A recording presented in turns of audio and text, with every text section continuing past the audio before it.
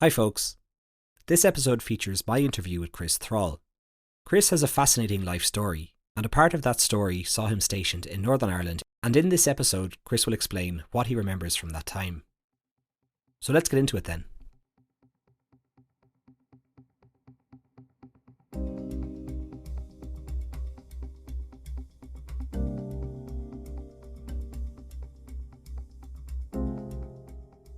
This is the Troubles Podcast, a podcast which explores the violence and bloodshed that occurred in Northern Ireland, the Republic of Ireland, and Great Britain, as multiple sides and organisations waged a bloody conflict over the status of Northern Ireland.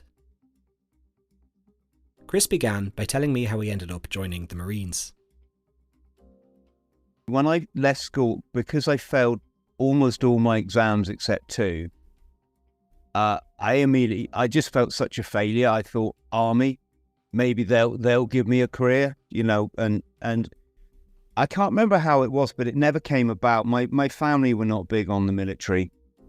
My dad had worked in the city centre for many years, retailing carpets, so in a carpet shop. And he said, Chris, they are. What he was trying to say is, they're a bit thick. He said the Marines will come in and their partner just does all the talking, their wife or girlfriend, right? I want this carpet. I want, this 3-piece suite. And he says the bloke just doesn't know how to talk. And I kind of get what he meant, but also the thing about the Marines is you get a lot of individuals. The average career for a Marine is actually quite short. It's between 7 and 9 years, and the reason for that is it attracts a kind of person that really wants some adventure, really wants to sort of learn a bit about themselves and a bit about the world, but then wants to move on. When it starts to get a bit boring, sort of passe, like we've done this before. But I was so I never tried to join the army. I can't remember why. Then I signed on for a college course, and I failed that. I was good at failing things, and so I tried to join the Royal Air Force. And they in the recruiting office, they brought out all these airplanes. They said, "What's this airplane?" I had no idea. I thought you just went to the recruiting office and they signed you up, and they're testing you on all the airplanes. Yeah, I mean, packing a parachute is not exactly, it's an important job, but it's not exactly rocket science. So I was quite surprised when they said, "No, sorry, we don't." What he actually said is, "We don't think you'd stick the training," which is quite ironic because 6 months later, for argument's sake, I was homeless and living in my car. It was a Renault 12, and my buddy that he was kind of like a best friend of mine, came up and knocked on the window and went, "I've just got into the Royal Marines. I've had to go up to the Lympstone Commando Training Centre, and they put us through a 3-day course, and it's like the toughest thing that I've ever done. And all these guys, we started off with 20 guys, and only 3 of us passed it." And it was real kind of, anyone who's ever seen the film Officer and a Gentleman will know that kind of, join the military to prove yourself. And so, and then he said an interesting thing, and it really, you'll watch my language here, but it peed me off. He said, "But of course you could never do it." Well, I was I was kind of like quite an angry young man. I did not like anyone telling me what I could and couldn't do, because I was quite acutely aware of a lot of the stuff I wasn't good at. And this was, I was a product of you could say a very broken home, childhood trauma, all the kind of qualities that make people go and join the military for as a way out, basically. Yeah, as an escape. Yeah, an escape, money that they're going to pay you that other careers aren't going to pay you because you've just failed all your exams, you know. And it was exciting, and it was it was adventure. So it was well, when I passed out of commando training with the Royal Marines, they said, which unit do you want to go to? And I was so, you know, young and deluded. I said, well, which one's going to war? Because that's what I've just done 8 months training for. And it was 4-2 Commando, which just purely coincidentally is not actually far from where I grew up. So kind of like my family lives around that area. So so I didn't have far to, you know, sort of commute and travel at weekends and that sort of stuff. But they were going to Belfast, and I think one of the questions when we had our passing out parade, and our major, so our commanding officer, was talking to all the parents. One of the parents put their hand up and said, will they have to go to Northern Ireland?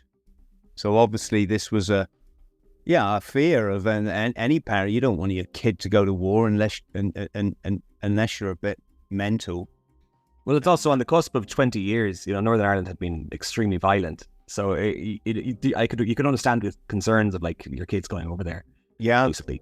Yeah. We'll come on and talk about the violence, because we had a particularly unique year where it was apparently one of the worst years on record. But going back to this this auditorium where the major's talking to the parents, and he said, and this is, like, I'm not saying this right, this is just the sort of thing you hear in the military.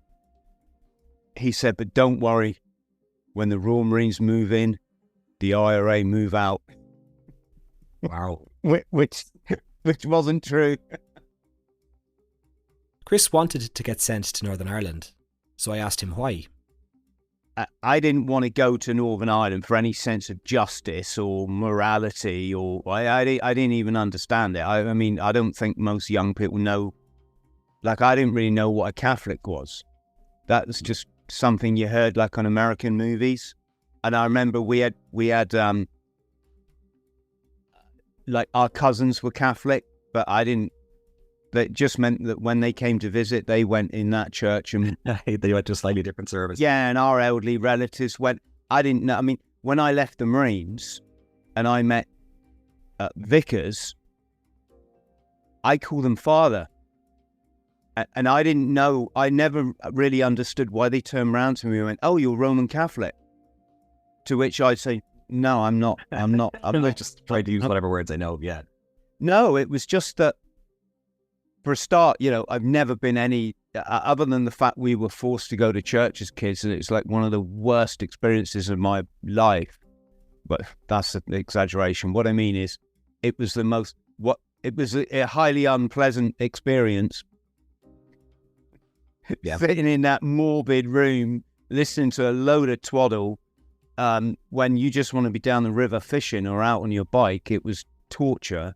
No, I was calling Vicar's father because I didn't understand that the vicar we had in the Marines was a Roman Catholic. And that's why we all called him father. I just thought father was a generic term for like vicars. For priest or something. So so just to get back to the point. So no, I just wanted to go because I didn't want to leave the Marines. I didn't know when I was going to leave anyway.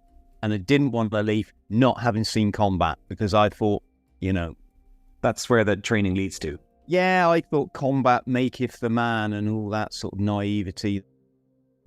We then started talking about what sort of preparation was needed before deploying to Northern Ireland.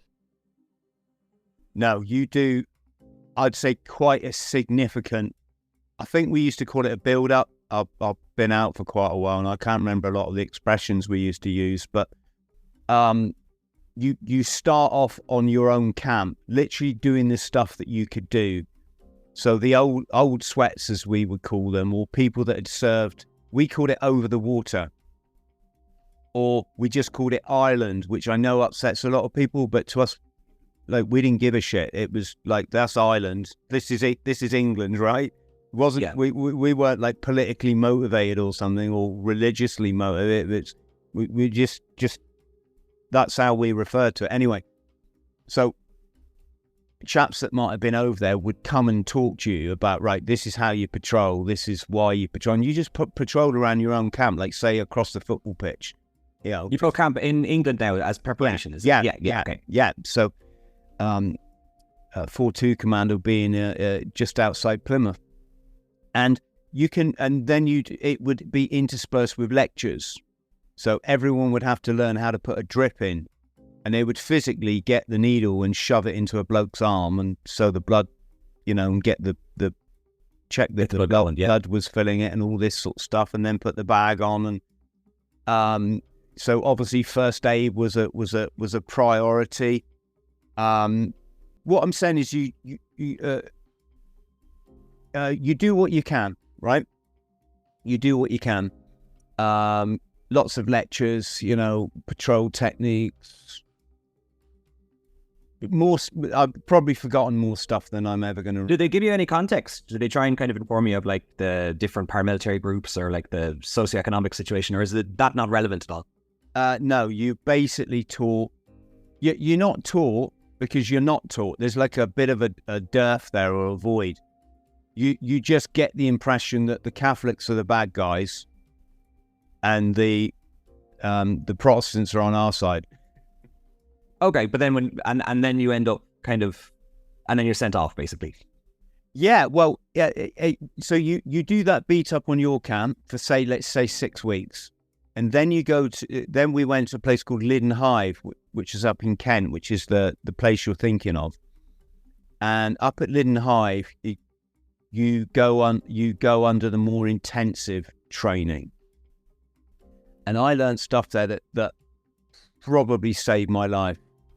I remember the first day up there, we had a chap. I'll call him Jock because that's what I call him in my book. And he'd done I think 2 tours already. And he was like, right, fellas, you never stay still. He said, none of this like have your weapon down your side like the Pongos, which is what we called the army. It's a derogatory term, obviously. None of this bullshit with your weapon down, looking like you're thinking about your mum or something. It's always up in the shoulder. It's your eyes all always lined up with it, ready to look in the sight. You're always moving. You never keep your body in one place. You step to one side, you step to the side, you get down on one knee, you stand up, you move. Anytime you move down the street, you zigzag. And it might sound a bit like dramatic, but yeah, like I say, I say this probably saved my life. And so that was our first day up there in Kent. And then the package consisted of going on the ranges up there, and getting familiar with all different kinds of shooting. So shooting at moving targets, night shooting, just a little bit more than you'd done as a Marine in training, basically.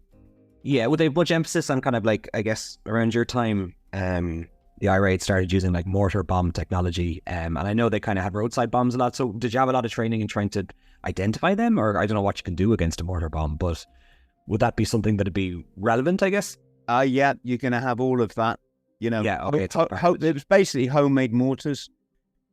Cut the top off an oxyacetylene bottle, that sort of gas canister, those big tall ones, and then wire them up with homemade charges and explosive.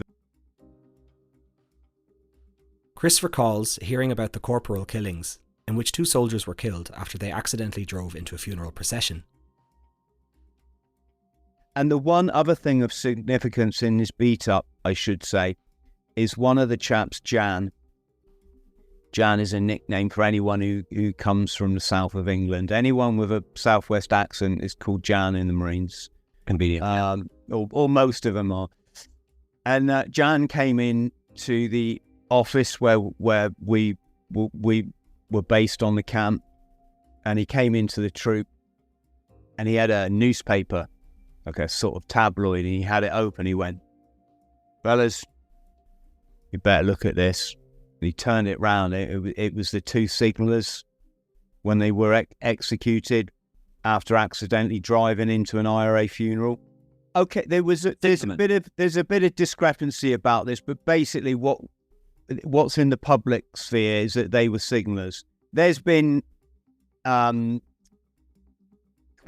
people quoting whether they're undercover or something. They were, like intelligence, but I think they were actually genuinely signallers. It was the old guy showing the new bloke around. Yeah, the whole thing was filmed by the police chopper overhead. They were taken to a place called Penny Lane, which we physically patrolled by when we were in Belfast. So it was, this is, you gotta remember, I'm 19 years old, and I'm seeing these things that I've just only seen it on the news all my life. Yeah. I'm going to come on and tell you like the big shocker that we had, because like you said, initially it was a bit weird. We were just going on patrol in I don't want to upset anyone here, but a British city, Irish city. I don't care what people's politics are. I'm not involved in that. But just an urban city that's familiar to where you go to the shop and go to the pub. Yeah. Yeah, it was like I could have been in Exeter. Yeah. And I've got a what is essentially a machine gun in my hands, a SA-80. It's a fully automatic rifle. And I'm like patrolling down the white lines in the middle of the road, and cars are like making well sure that they stop for me, and I'm 19 and I know jack shit. It's quite a bizarre situation when you think about it, but no, that's the signallers. It was all the fact that it was all documented. You could see the point. One of them pulled out his 9mm, which they would have had just shoved down the back of their jeans or in a holster under their leather jackets, or denim jackets as we all wore back then. One of them pulled out, I think he fired one warning shot. He got a warning shot up in the air, yeah. Everybody backed away. Yeah. And then there's a clip I think it was in one of the newspapers, that showed the magazine slipping out of one of the chap's weapons. And what they reckon is it was something that he'd mistaken the safety catch for the magazine ejection release, right? Or I mean, you'd have to be pretty crap weapon skills to, but then you don't know how much training someone gets in a 9mm. I carried a 9mm for a little over a year. We were on the range all the time, Well, I say all the time. We'd go at least sort of every 2 weeks, and it becomes part of your anatomy. You know where you don't. It's that cliche. You don't even have to look at it. So I don't know what the hell happened there. When the crowd come back a second time, that was it. They ripped them from the car, dragged them off to Penny Lane, stripped them naked, and executed them. And yeah, it's just an awful situation. As you can probably tell, I think human beings can do better than killing each other. Yeah, it doesn't really say much for us, does it? If that's. I do appreciate. I mean, obviously, I appreciate it. It was an incredibly complex situation. Obviously, I know a lot more about it now as an adult than I did when I was a teenager. And it really was one of those like catch-22s, wasn't it? But I still believe that it's possible to forge forward in a way, to find a way that I don't think you're ever going to suit everybody, but there is a way. We then began talking about Chris's deployment to Belfast. Well, it was incredible. It was a massive, massive eye opener, but it came in fits and spurts. So we landed. Was it Aldergrove you land? I can't remember, but we landed on the plane. I think we had like a civilian, like a proper airliner to go over there. I can't remember the name of it now. And I think we had a Hercules to come back. But anyway, we landed, and then lo and behold, we were loaded into what we call pigs, which were the armoured personnel carriers back then. And that's all we really dealt with when we were over. We had pigs and armoured Land Rovers. And they all had this hook thing on the roof, which was to cut through any cables that someone might have stretched across the road, with the intention of taking off the soldier's head, obviously. We called that top cover. But these pigs, there was no top cover. It was all, from what I remember, sealed in like an armoured vehicle.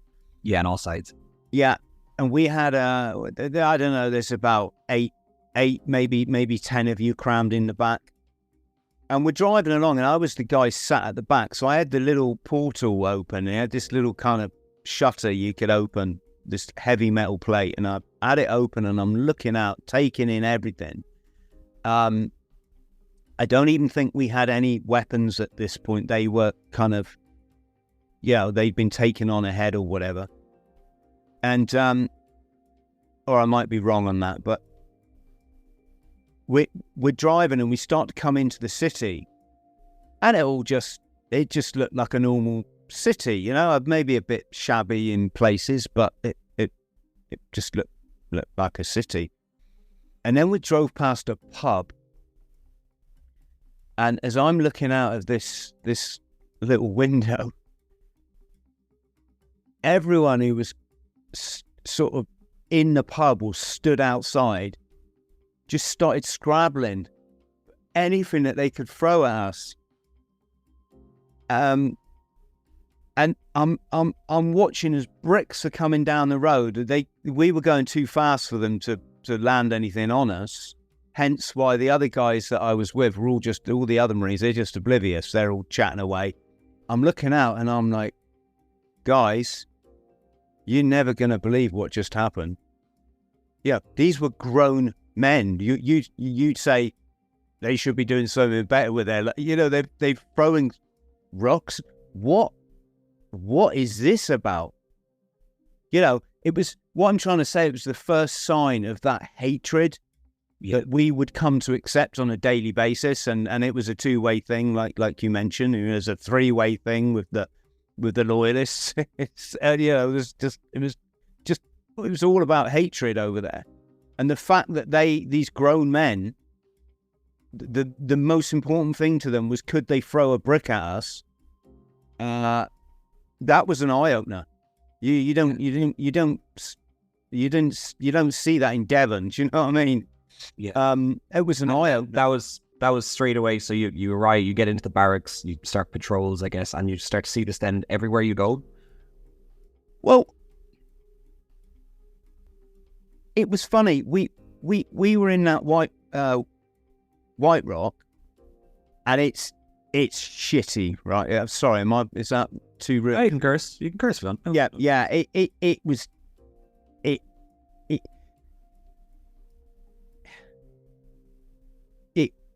For a start, it was like wall-to-wall porn, which has never been, putting pictures of naked women on the walls has never been like my idea of a great way to live your life. So, as a barracks, it was shabby and shitty. There was all this porn all over the wall. It smelt like, just like thousands upon thousands of blokes had lived here in teenage boys, in sweaty gear. It wasn't like Marines are notorious for being spick and span. It's part of our it was part of our ethos. You wash every single day. It wasn't unusual at the end of a day to have had 3 showers. One in the morning when you got up for work. One when you went out for a run at lunchtime, and one when you went downtown in the evening. That was just normal for us, Just right? the norm. And yet over there, this was the hottest summer on record for so many years. You literally were drenched in this acid-smelling sweat, and it just stayed in your t-shirt and your flat jacket, or your I think we called them Iniba vests, and you didn't have the time to be washing this all. You didn't. If you got the longest I had off in 5 months, was I think 4 hours. Okay, it's very Yeah, yeah. You're fully in. yeah. It was like 4 hours. I mean, it's one patrol, then you come back, you snatch and sleep, then you're off again. So there we were in this manky barracks, and we were woken up about 4:30, or we woke up at 4:30 to go to the briefing room. We got a briefing, and then we went out on patrol.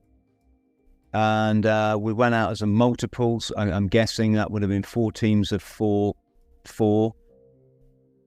And you always bomb burst from the barracks.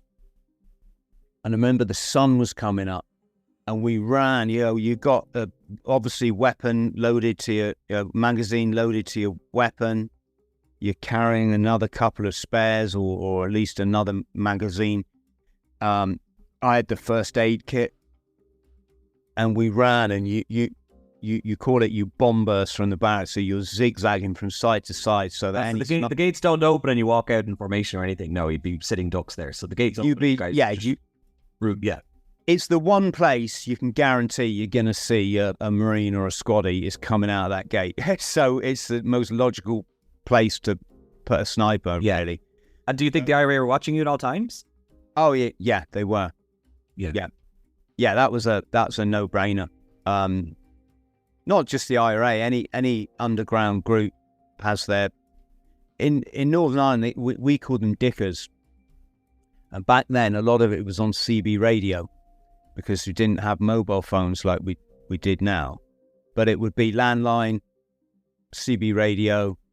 I'm guessing it was all in code, so it would be, the red bus has just pulled up at the stop would mean the patrol. So it'd be nonsense to you guys, but you know that people are communicating.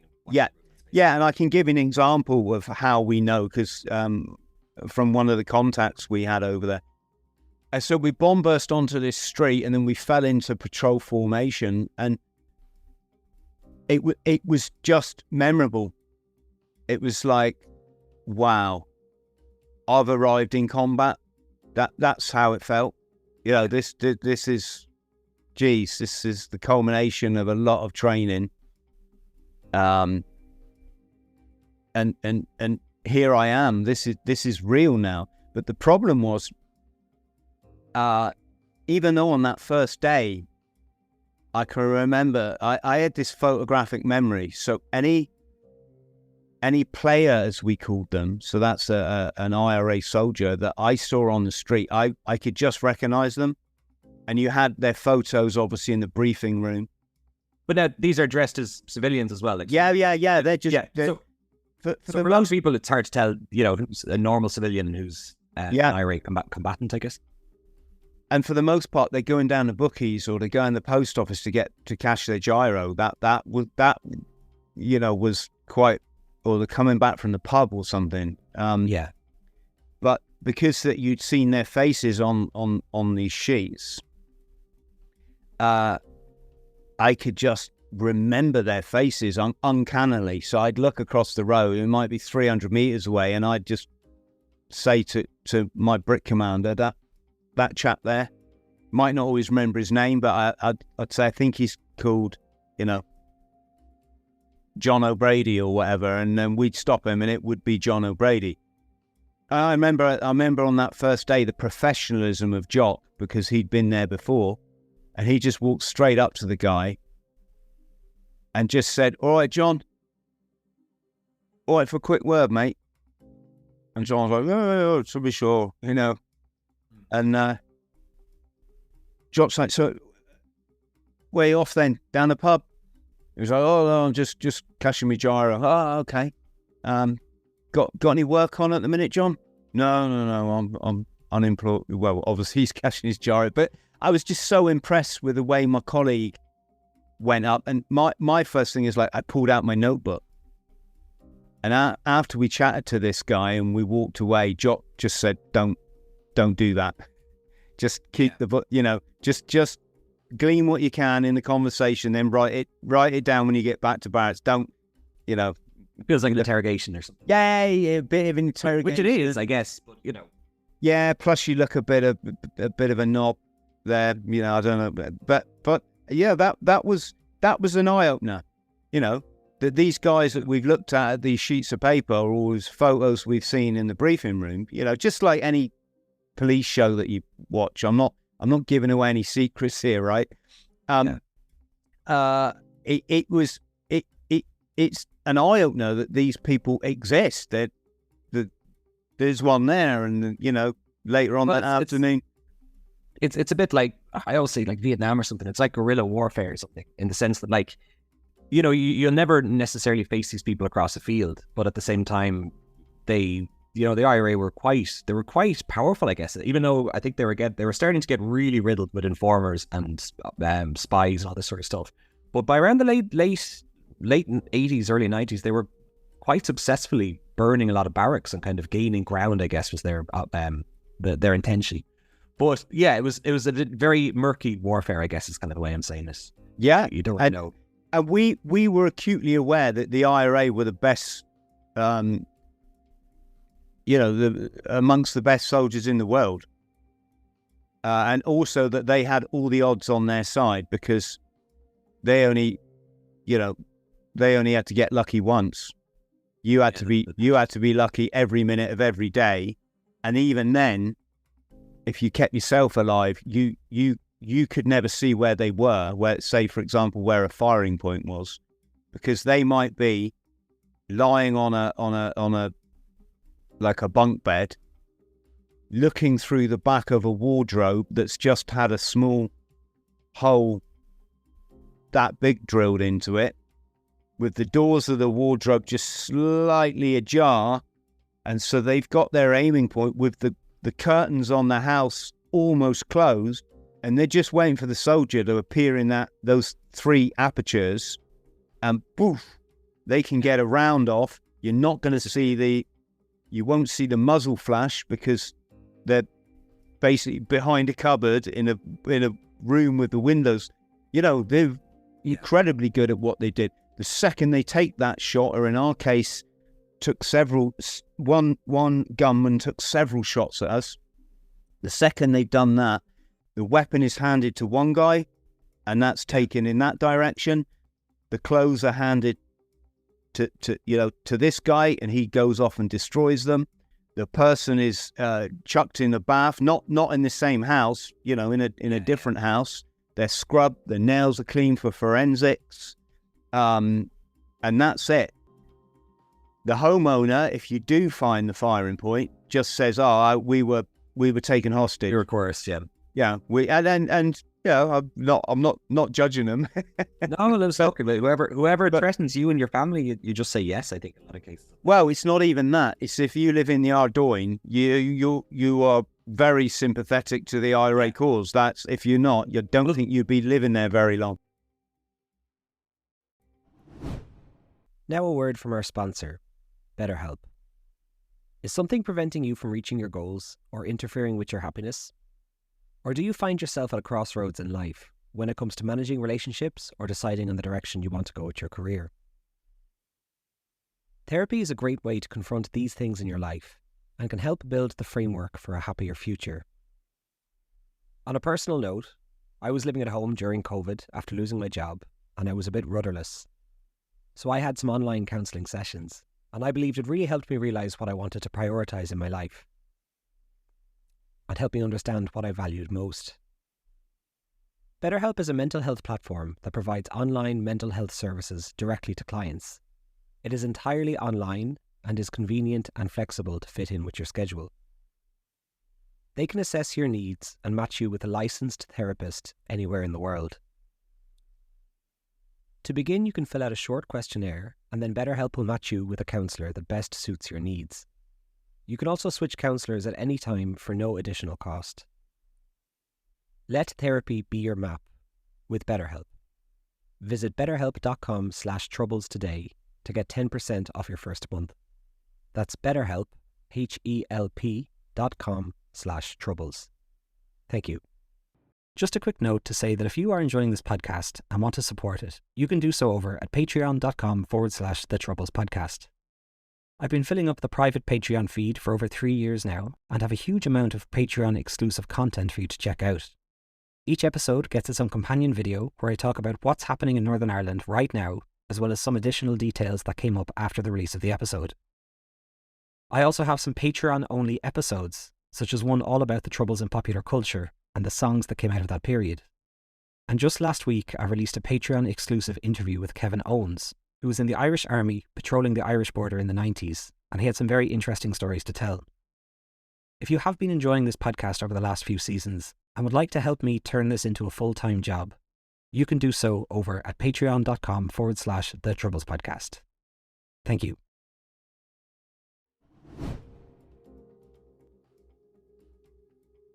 Chris then began talking about when he and Jock were fired upon for the first time. We left, we patrolled there at White Rock for about a week. It might have been 2 weeks. It was very different to the patrolling we'd come to do at Girdwood. And 12-hour days, hot, really hot, dusty.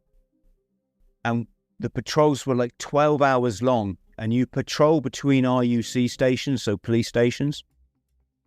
You'd get back, you'd get your 4.5 hours sleep if you were lucky. Then bang, you was up to do the whole thing, to do another 12 hours. And the funny thing was, other than, stopping these players, nothing happened. Nothing went bang, nothing went boom. It become really like, you felt a bit blasé.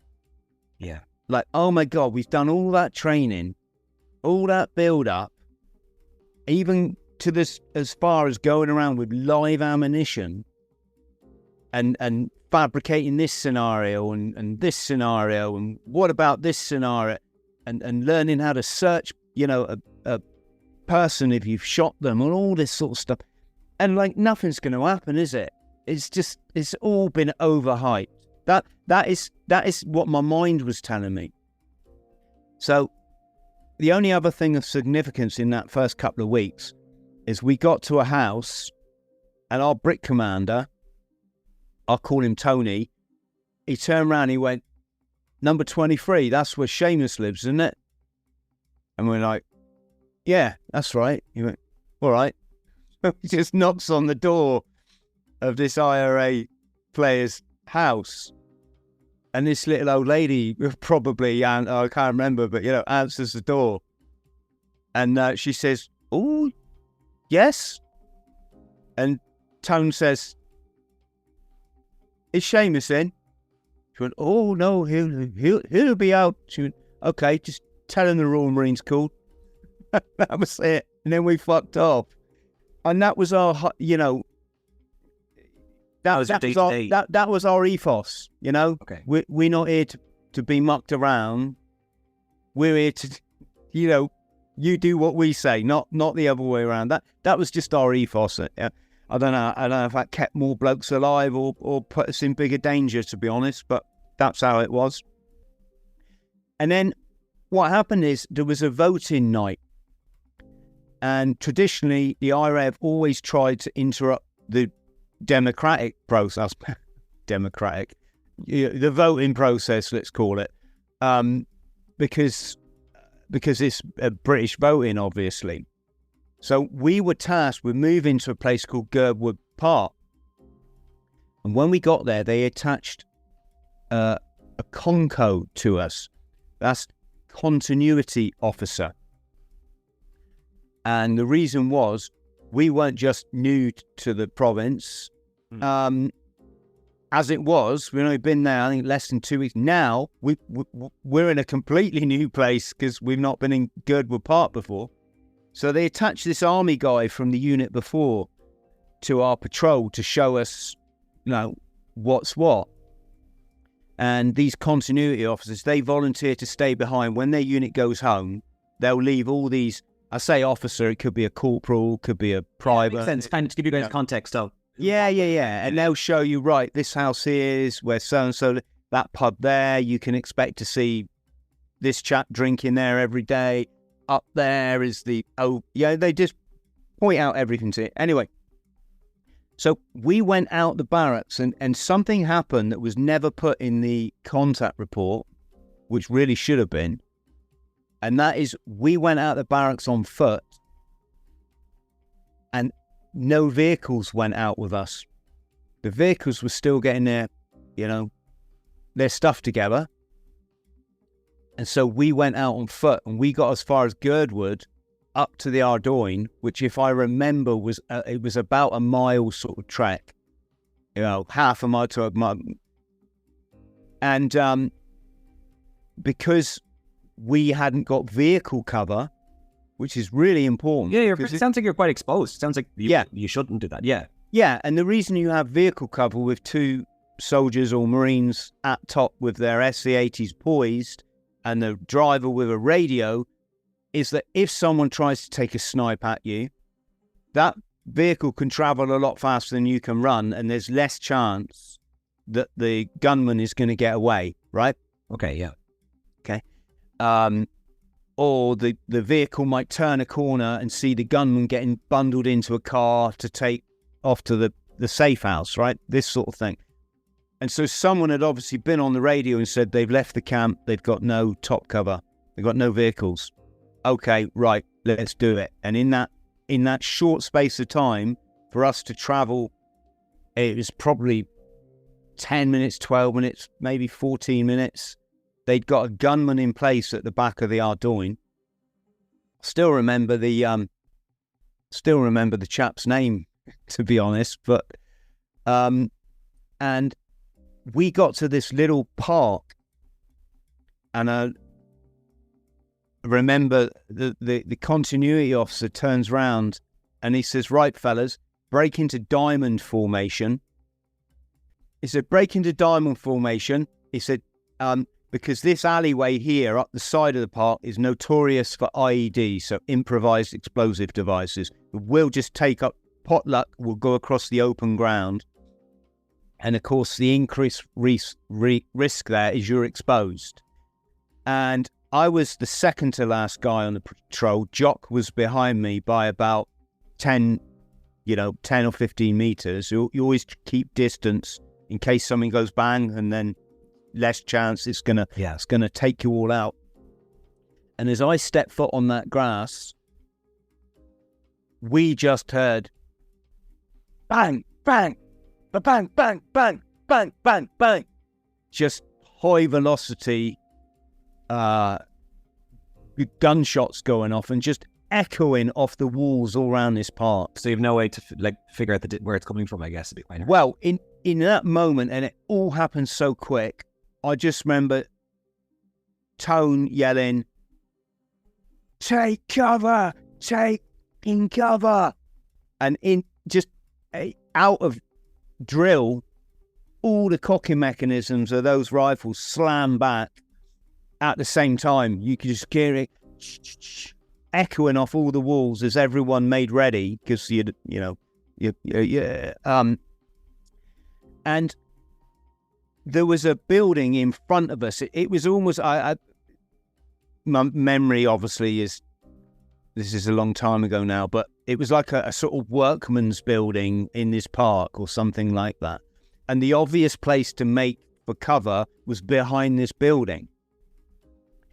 And as we all collapsed behind this building, I turned around looking for the firing point, because obviously the first thing you want to do is get some rounds off back and hopefully take out this person who's trying to kill you.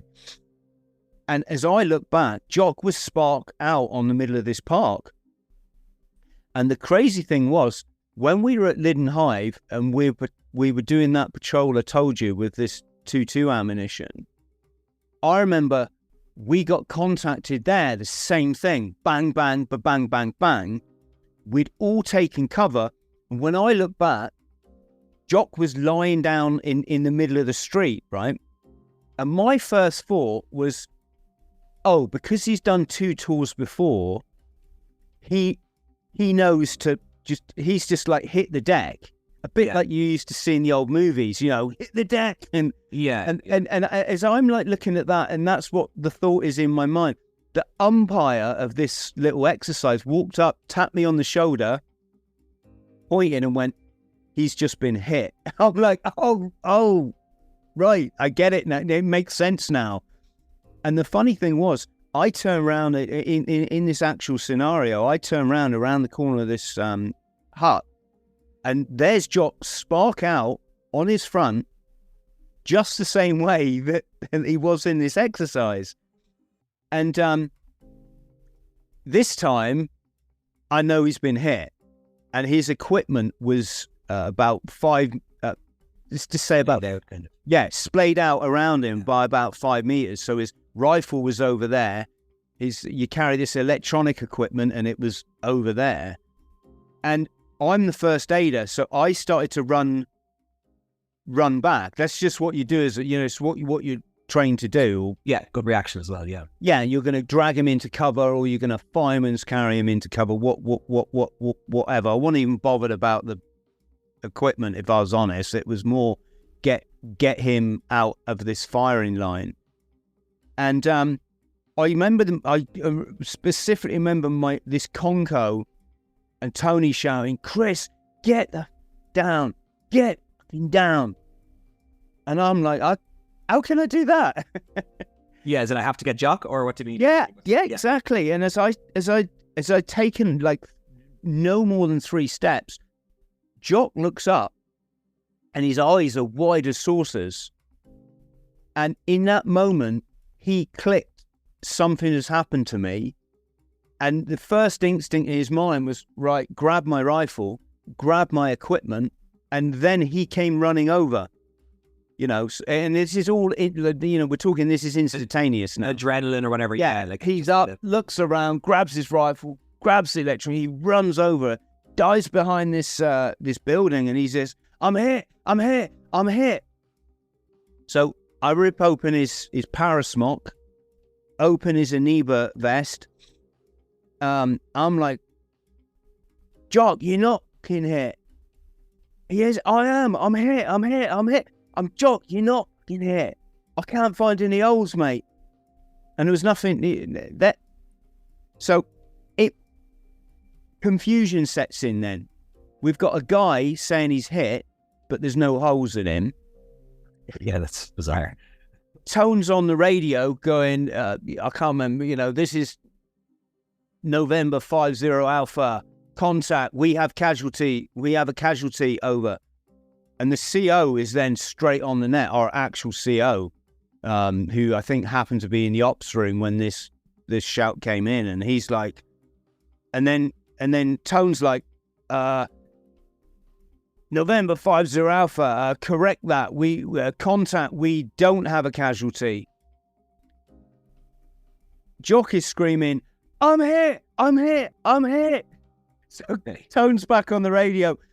Correction, we do have and there's 3 radio calls put in, and they're all contradicting each, or 2 of them are contradicting the other one. And I remember the actual CO swore down the net. He said, Corporal Tony, for fuck's sake, sort it out. Have you got a casualty or not? And Tone didn't know what to say, so he just went for, no, I don't think we... Anyway, we just didn't really know what had happened. It was all just too confusing. Yeah, and did the gunfire was just a single burst and then gone, was it? Yeah, so yeah. What had happened is the gunman at the back of the Ardoin had taken 3 shots at Jock. 1 shot went through his weapon sling. One sling took the antenna off his electronic equipment. And you got to remember, he's facing backwards because he's what we call tail end Charlie. So his job is to look backwards. Watch the rear, okay. So you literally get good at walking backwards, right? And as he's turned backwards, he's taken a round smack in the NEBA vest, right? Not in the, you got this fiberglass plate over your heart, right? Which is, it's bulletproof basically. Didn't even hit that. It just hit the fiberglass wadding of the vest itself. Hits that, ends up in the pocket of his parasmock, right? His combat jacket. The intense force of it, which is like getting a bodybuilder to hit you with a sledgehammer, has spun him around so hard that his equipment flew off. He's then hit the deck unconscious. And then the gunman's turned on me because I'm the next guy closest. Yeah, you're to the him, next right? line. So I'm seeing this, like the ground flicking up at my feet, a bit like in the cowboy movies. So then he keep shooting? Yeah, of course, yeah. That's what, you wouldn't fire. There was a dispute how many rounds. I'd say it was about 10 rounds, okay? I think the report said 8, could have been 12. It doesn't really matter. But the point was, the third round had hit Jock. So the other 5 rounds, I can only assume, were fired at me. Were for you, yeah. But by this time, I'm running. Yeah, are you running as fast as you can? So that was the scenario. So I knew the firing point was the back of the Ardoin. I just could sense it. Don't ask me how. It was clearly like there. The thing that confused us is when Jock ran up, and you got to remember, he's in serious shock now. He points in completely the opposite direction and went, the firing point was up there. So we ended up putting this silly little cordon in, like literally nowhere near where, the first thing you do is ascertain the firing point. We didn't know where it was. So we put this cordon in where we thought it, like, maybe might have been, and it was just funny. Eventually, an ambulance rocks up, but Jock wouldn't get in it. He just says, "Look, I patrolled out with my team. I'm patrolling back in with my team," and that was final. This little Catholic kid comes up to him and says, "Is it true a Marine's been shot, mister? And is he dead?" And it's just like a little kid. Most thing he wants, he just wants to hear that a Brit's dead. Yeah.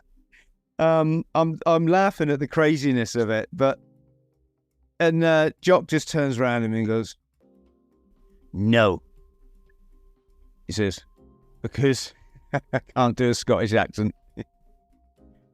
Marines are invincible." Well, I'd say he fairly felt that way after getting hit by 3 bullets. We took the piss out of him for the next 5 months because of that. So that was one time. We got contacted another time. In fact, what I didn't tell you is that very day, this wasn't our first time trying to get out the barracks. This was our second time. The first time, which took place about, I don't know, let's say 3 hours earlier, as we pepper potted out the front gate, the IRA blew up the back gate. Oh, wow. Well, it wasn't actually the back gate. There was a Sanger. I think it was on the New Lodge Road. I can't remember the geography or the names, but it was like one road down from the back of the camp. But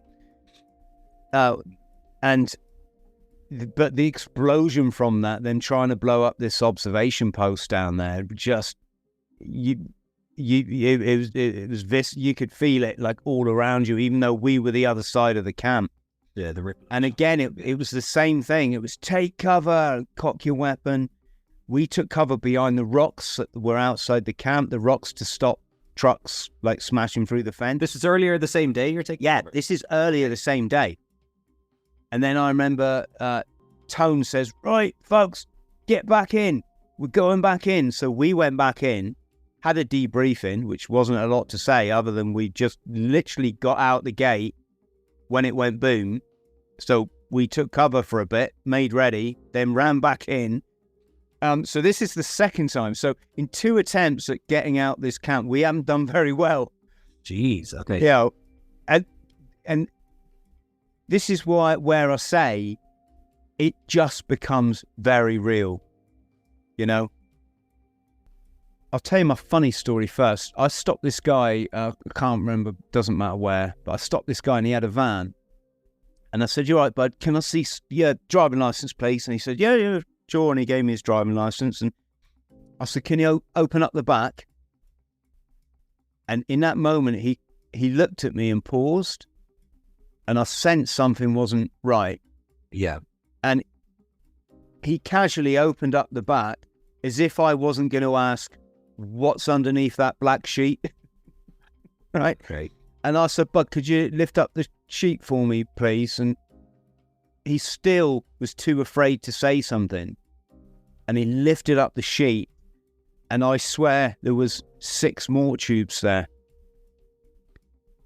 And so I just immediately cocked my weapon, safety catch off. "Bud, could you get down on the ground, please?" I didn't say it that politely, but, you know. Yeah, you didn't go right? quietly and gently. Yeah, of course. And I shouts over to Tone, who'd stopped another car at this we called it like an instantaneous checkpoint, like or a snap vehicle checkpoint, snap VC. I think those checkpoints were, sometimes they came, I guess, with intel. You know, say if an undercover or if an informer said, "Hey, by the way, we're moving these mortars," that'd be a good place to have a checkpoint. Sometimes that happened, I think. Yeah, that did. But in this case, it genuinely was Tony went, "Right, fellas, snap VCP here, snap vehicle checkpoint here. Let's just stop a few cars." The other chaps in our brick took up firing points, or took up cover. And I shout across to Tone. I said, "Tone, over here, mate." And he sort of looks over the roof of this car and goes, "In a minute, Chris." I said, "No, Tone, you want to come and see this?"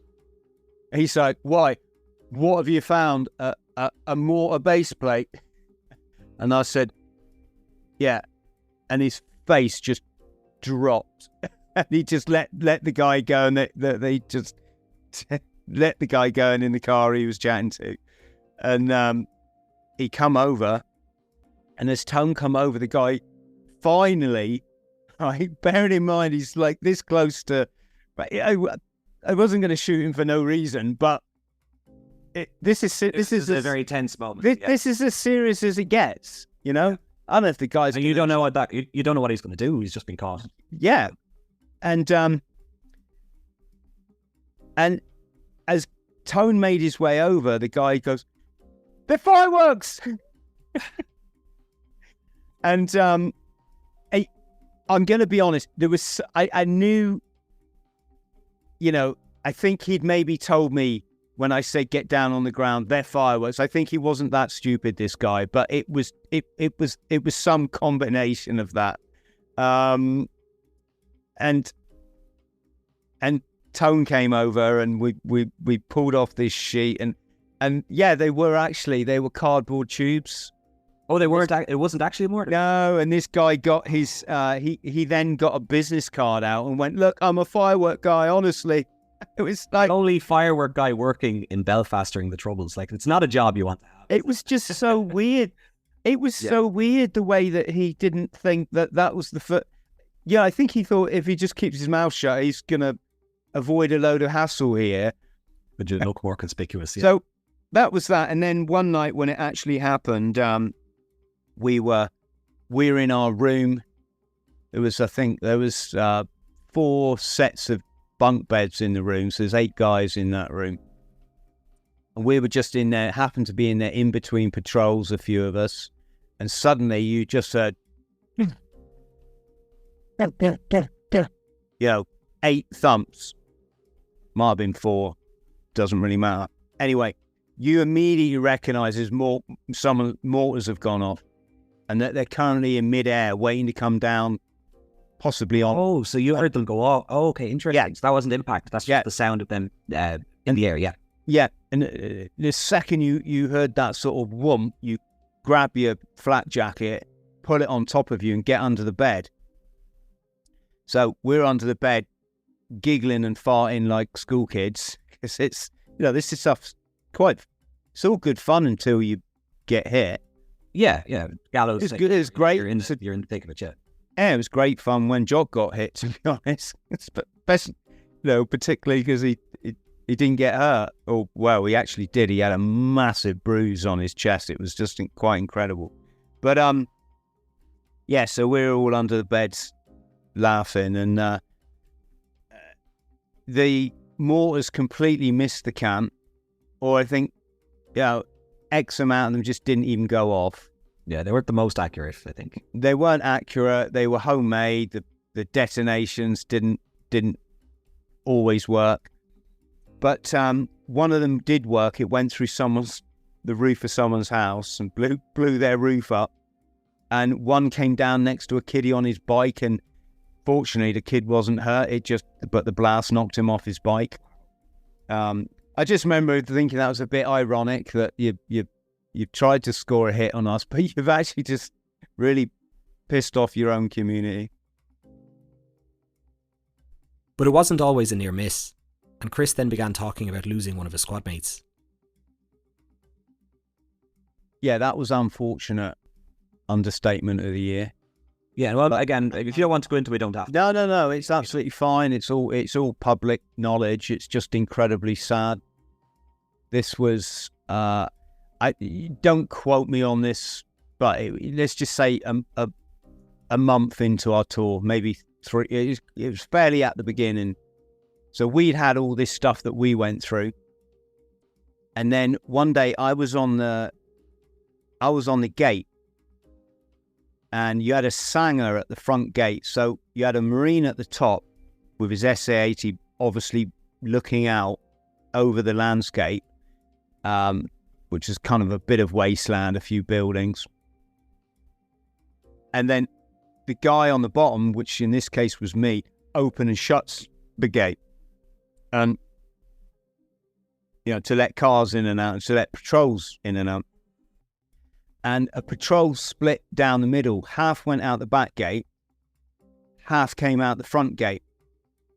And I let the half out the front gate. Shut the gate, went back and, sat down on the chair or whatever, and I'm chatting away with my buddy upstairs. And then the next thing, you just heard bang, bang, bang, bang, bang, bang, bang, bang, bang, bang, bang, bang, bang, bang, bang, bang, bang. And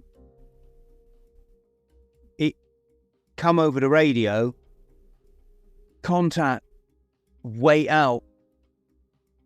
So I think it was Simo that was, I'm like, Simo, what the was that? And we're listening, and it comes back, contact casualty. So I scoot across the guard room, which was literally just like over there, and I'm saying to the guy, what's going on? And then it come over the radio, a car's gone past our patrol. It's refused to stop.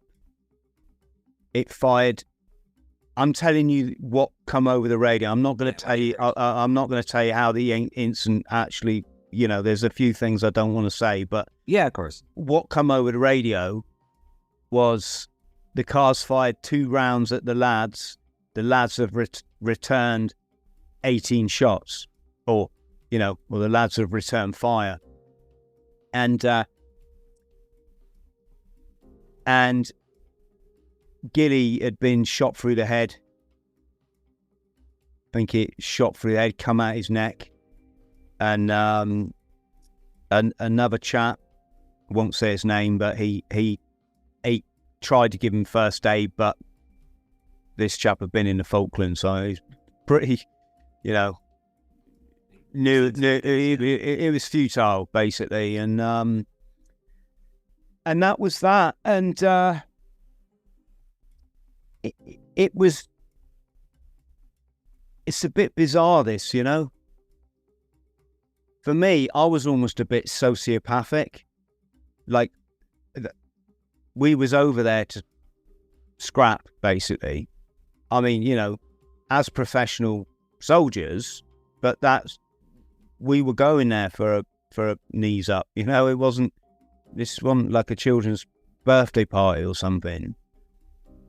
And so I kind of like expected we wouldn't all come back.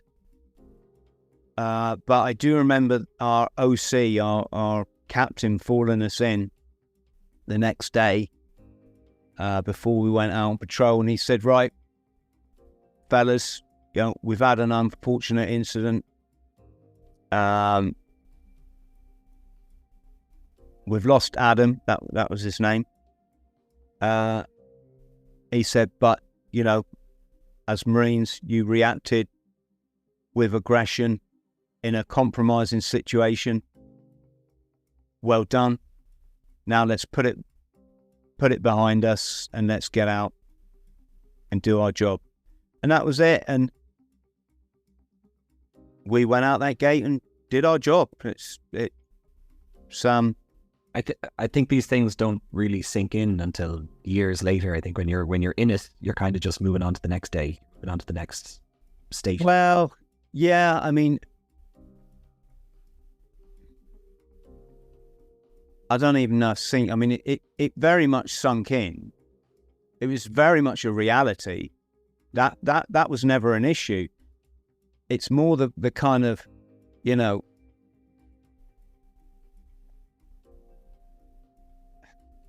I'm struggling to. I was going to say laissez-faire attitude, but that's not the right term. It's just the fact that you take it on the chin and just get out and do your job. I mean, that was it. Yeah.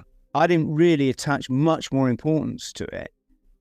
But I do know one lad, I mean, I'm sure several people were quite damaged by this incident. And did they catch the gunman? Well, let's just say they, for anyone listening, might know this incident. I'm just not going to tell all of it because it's not my place, but they found the car burned out. What I can tell you is out of that 18 rounds, there was only 2 rounds on the car. So, yeah, it's probably reacting rather quickly in a tense situation, you can say. Yeah. Yeah. So, yeah, like I say, I think there were a couple of lads that knew this chap quite well. They obviously had to clean up the mess off the street, which never a pleasant thing. And yeah, that's it. It's another casualty of war. Chris went on to explain how other soldiers found the person who carried out the attack. Some of the lads did stop the chap that shot Jock, and they beat him up in an alleyway. That I wouldn't. It was quite simple. You hated the IRA. I mean, you hate isn't the right word. They were your enemy. What are you supposed to do with an enemy other than take them out? That's all that's in your head. Yeah. You know, when you're stopping someone on the way to cash their gyro, or they off to see their nan or whatever it is they tell you, and you know who they are, you know what's on their charge sheet, you know how many years they've done in prison for this offence or that offence, you know that, you know, they might have shot an 18-year-old Fusilier 2 years ago, but they've got away with it. So, you know, there was no, you've got, like, all you want is to meet this guy in a combat situation. Yeah. So you can take him. War exists, yeah. You know, you almost envisage this scenarios. I mean, that's it. As for the population, the Catholic population, you, and I can only say my experience. I can't talk for every, you know, and I was 19. I didn't know, I wasn't as mature as some of the guys were. You just didn't like them. You know, they were just all sympathetic to the cause. They didn't like you. The 2-year-olds would try and lift up bricks to throw at you, and you know, this is the level of the hatred against you.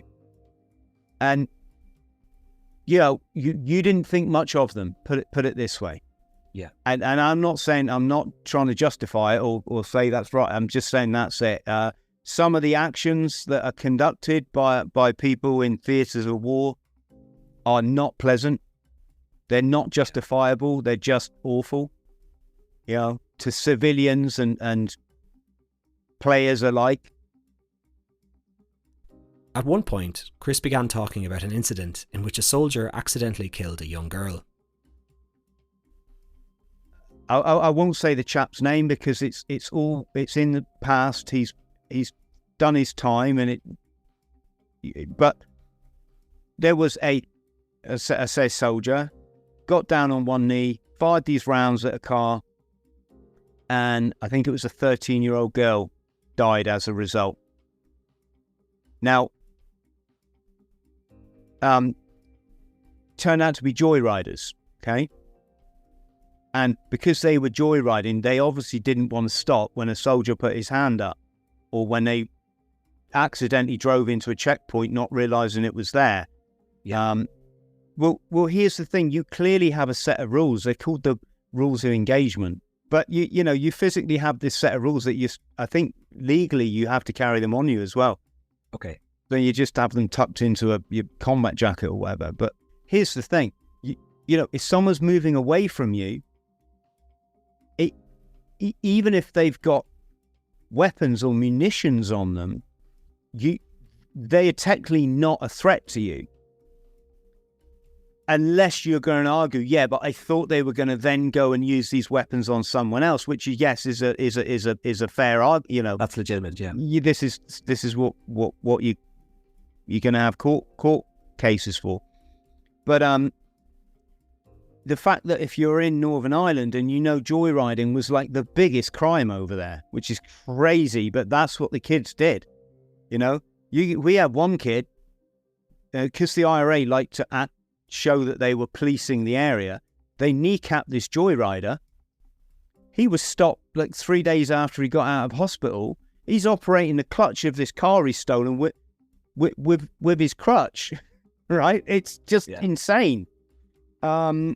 It was insane. That was another thing that was big when we were there, was kneecappings.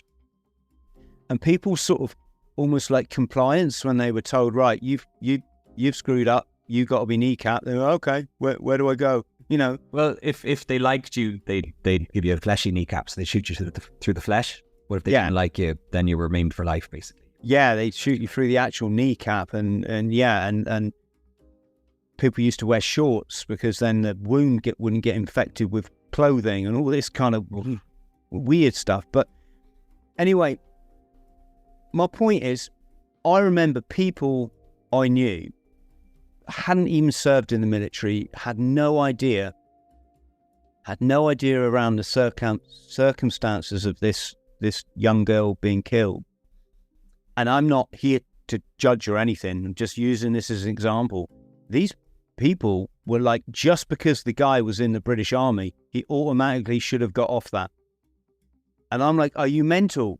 You're not even in the military. There's rules. You can't just shoot like who you want. Yeah.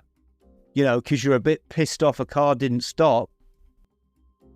As the conversation was winding down, Chris talked about how his mentality changed after he left the military and his thoughts on the future.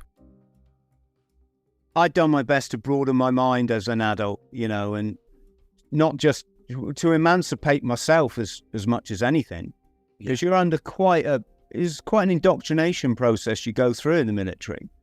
I bet there's youngsters who are in the IRA that look back and go, look, you know, I wouldn't have done the things I did had I not been pressurized into doing them. Even though I fully agree with the cause, I mean, it's just unfortunate, isn't it, that young people get used as pawns in the game. You know, when we're feeling pain or hurt or trauma or loss in our own lives, it as a natural byproduct of being in that mind state, we project it onto other people or other issues. Someone who's living on a paradise island in the Caribbean and they're set for life, and their biggest challenge of the day is like, do I take my kids fishing or do I have another pina colada? Yeah. Like, do you think that they're thinking about the Northern Ireland course? Well, one of the best interviews I think I had on the podcast was a man by the name of Richard Moore. So I think he was like 10 when he was on his bike, and he was struck right in the bridge of the nose with a rubber bullet. So completely blinded as a child. And as well as that, then that happened to him, and then Bloody Sunday happened where his uncle was killed. And Richard just remembers his older brother screaming at his parents, you know, they blinded Richard. They murdered our uncle. We have to get them. We have to get them. And Richard's parents says that they basically said, we don't do that. We don't respond to hate and to violence. That's not the way. You know, and it was a really beautiful, and he's devoted his entire life to just to helping others, I guess, you know, and it's really beautiful that does exist. And I think it's really important to us. It's incredible. And you know, there's no better words to end this podcast on. What I can say though is you're not going to get this same story from everyone who served. No, and I wanted to just thank you for taking the time to tell me. No, it's, you know, I'm just about peace, love, kindness and empathy for all people. That's the only way forward. I don't want this shit for my kids. And I will explain this later, but for anyone listening, Chris's your entire life story is quite fascinating. In a nutshell, kind of working in a club in Hong Kong with the triad gangs and everything, and then being addicted to drugs and then being out. And like, what I would encourage my listeners to do is look into your story more. So whatever format that is. Yeah, it's very kind of you. Yeah, because again, that'd be another 2 hours of talking. I don't think we have it in us. Thanks, Oisin. No problem. Thanks a lot, Chris. Yeah, no problem. That brings us to the end of my chat with Chris Thrall. This is an edited interview, and if you want to hear the entire interview, you can do so over at patreon.com/The Troubles Podcast. Chris also has his own podcast where he has interviewed hundreds of guests over the past few years. His podcast is called Chris Thrall's Bought the T-Shirt Podcast, and you can find it on all major apps, and you can watch video of the interviews on YouTube. That's it from me. Thanks, and see you next time.